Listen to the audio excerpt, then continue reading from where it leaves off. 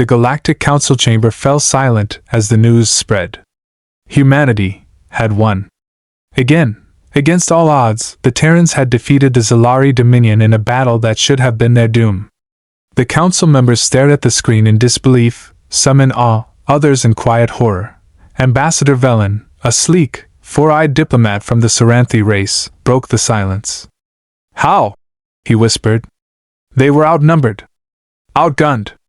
Surrounded." The analyst droid turned toward him, voice neutral but cold. "They used a maneuver called Hell Drop. Sacrificed 3 entire ships to slam into the Zalari fleet. No one expected it." "They crashed their own ships?" gasped an Insector delegate. "Intentionally?" "Yes," the droid confirmed. "Survivability 0%. Psychological damage inflicted, extreme." A murmur spread through the chamber. The Terrans weren't just soldiers. They were something else. Something terrifying. In a dim bunker under what was once New Chicago, Captain Reyes lit a cigarette with trembling fingers. 3 ships, he muttered, staring at the holographic map. 3 goddamn ships. His sergeant, a broad-shouldered woman with scars running down her cheek, sat beside him in silence. "Was it worth it?" she finally asked. Reyes didn't answer. He didn't need to. Outside, cheers echoed through the ruined streets. Civilians hugged soldiers. Children waved makeshift flags. Earth had bled, but Earth had survived. Back in orbit, the Zalari High Commander sat alone in the ruins of his bridge. His entire fleet, gone. He played the transmission again. A human pilot's final words before impact. "You want Earth? Come take her. But don't forget, we bite back." He slammed a clawed fist into the console. "They're not a species," he growled. "They're a storm." Weeks passed. Across the galaxy, news of the battle spread like wildfire. The Terran Defense Alliance became a symbol of defiance, of fury, of madness. Recruitment into human forces tripled. Even fringe planets that had once rejected Earth's alliance were now begging to join. They didn't want to be enemies. Not anymore. "They're unpredictable," warned a council security officer during a closed-door meeting. "They don't calculate odds. They bet everything. Every time." An elder delegate spoke. "And that's why they win. Because where we see limits, they see opportunities." Deep in the bowels of a hidden Terran facility, scientists and strategists gathered around a new weapon, Project Revenant. "Is this necessary?" one whispered. General Marcus, cold as ice, responded. "You saw what they did to Chicago. Next time, they'll aim for Earth's heart. We won't let them." Revenant wasn't a weapon. It was a message. "Earth fights back." An alien journalist wrote. "Terrans are unique. Not just because of their weapons or their tactics, but because of their heart. They are wild, resilient, gloriously reckless. They will burn their ships before they surrender. And if you think you've cornered them, prepare for hell." Somewhere, on a remote outpost, a young Zalari soldier asked his superior, "What are the humans like?" The older warrior, missing 2 limbs from the last encounter, stared into the sky. "They're not monsters," he said softly. "They're worse. They're human." The Galactic Council had a problem. Humans were no longer just a curiosity. They were a force. And forces need to be understood, or neutralized. A secret meeting was called on Nerex Prime. The attendees were elite, military minds, intelligence chiefs, war historians. Their goal? To understand why humans win. A hologram flickered to life, displaying images of Earth's history, wars, revolutions, rebellions, disasters. "They've fought themselves more than any species in the galaxy," said a grizzled tactician. "Every continent has bled. Every city has burned. And still, they rise. They don't evolve through peace," another added. "They evolve through fire." In a quiet forest on a colony moon, a veteran named Elsie sat with her granddaughter. "Did you really fight in the Battle of Vecron?" the girl asked. Elsie nodded. "Twice." "Were you scared?" Elsie chuckled. We were always scared. That's the thing, kiddo. Courage isn't the absence of fear. It's doing what you must, even when you're terrified. The girl leaned closer. But why? Why do humans fight so hard? Elsie looked up at the sky. Because we remember what it's like to be prey. To kneel. And we swore, never again. In the ruins of the Zalari capital ship, an emergency council formed. They're expanding, hissed the finance overseer. Their alliances are spreading like a virus. We underestimated their unity, said another. We thought they were fractured. Divided. They are, came the reply. But when threatened, they become one fist. The council paused. Then we hit them harder. No, said the Supreme Commander. We hit them smarter. We infiltrate. Undermine. Let their chaos work against them. They didn't understand. Chaos was humanity's weapon. Back on Earth, a former rebel-turned-diplomat named Leona addressed a growing interstellar audience. We were ignored. Mocked. Feared. But we didn't want war. We just wanted respect. She paused, then looked into the camera. If you bring war to our doorstep, don't expect diplomacy. Expect defiance. Her words went viral. Translated into 1,000 tongues. Played on pirate channels. Whispers turned to chants. Don't expect diplomacy.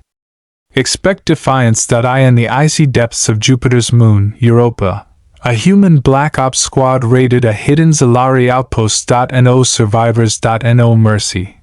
The only thing left behind was a single calling card. A Terran skull. Painted black. With a message burned into the wall.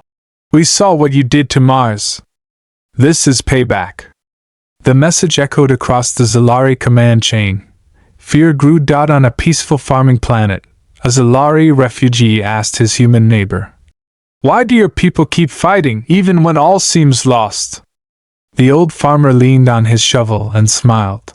Because we've got something worth fighting for. Home. Family. Hope. The alien blinked. You would risk extinction for hope? The farmer nodded. Every damn time. At a military academy on Terra Nova, a cadet asked her instructor, "Sir, what makes humanity different?" The old commander pointed to a wall where names were engraved, millions of names. Loss, he said. Other species fight to win. We fight not to lose what we love. The council tried again. They sent envoys, treaties, threats, sanctions. Humans answered with silence and preparation. Factories ran day and night. Fleets expanded. Children trained in simulators. Poets wrote battle hymns. AI systems evolved to predict alien tactics. The message was clear. You came to conquer. We came to survive. Guess who wants it more? One day, a Terran AI contacted a Zalari diplomat directly. No encryption. No formal channel. Just a cold, synthetic voice. We have calculated 4,271 ways to defeat your empire. We only need one. Transmission ended. The diplomat resigned the next day. On a distant moon, human soldiers stood shoulder to shoulder with alien allies who had once fought them. A Sarnathi warrior grunted. Never thought I'd fight beside a Terran. The human beside him grinned. Just don't get in the way. Cocky. No. Confident. Big difference? Only if you're still standing at the end. They both laughed. Then the alarm sounded, and they charged together. The stars had witnessed many wars, but none like this. Humanity wasn't just fighting. They were rewriting the rules. The Galactic Council's analysts were exhausted. Predictions failed. Models collapsed. The Terran war doctrine was chaos. Weaponized. In a top security meeting, the lead strategist spoke with frustration. They do not follow logic. They follow instinct. No patterns. No rhythm. Just raw, relentless momentum. Somewhere near the edge of explored space, a human scout ship entered enemy territory. Alone, the pilot, call sign Dustwalker, sent one message before disappearing. I'm not coming back. But they'll know we were here. 3 days later, the enemy base went dark. No bodies. No survivors. Just a Terran flag buried in the ground. On a trade planet far from the war, a bartender whispered to a traveler. Humans aren't warriors. They're survivors who learned to fight. The traveler raised a brow. What's the difference? The bartender leaned in. A warrior seeks victory. A survivor seeks tomorrow. And they'll crawl through hell to reach it. On Earth, construction didn't stop. Where buildings had fallen, new ones rose higher. Stronger. In underground labs, scientists created energy shields from salvaged alien tech. In orbit, engineers built a warship named Last Light. It wasn't just a ship. It was a statement, written on its side. Born from ashes. Built for vengeance. Inside the council, voices cracked with fear. They've begun colonizing near forbidden zones. They've allied with the exiled Valkan. That's suicide. No, said one elder. That's human. In a distant jungle, a human commander stood beside a burning enemy installation. Her squad was wounded. Supplies were gone. Reinforcements, none. Still, she smiled. Let them come. We'll welcome them with fire. She took a battered flag and jammed it into the ground. You want Earth? Come through us first. In orbit above a burning world, the Council finally made a choice. They would not win through force. They would break humanity from within. They sent infiltrators. Saboteurs. Whispers of rebellion. False peace offerings. It almost worked. For a moment, Earth seemed vulnerable. Divided. But only for a moment. Because humans know betrayal, and they do not forget. When the traitors were revealed, they weren't punished with death. They were exiled into the void.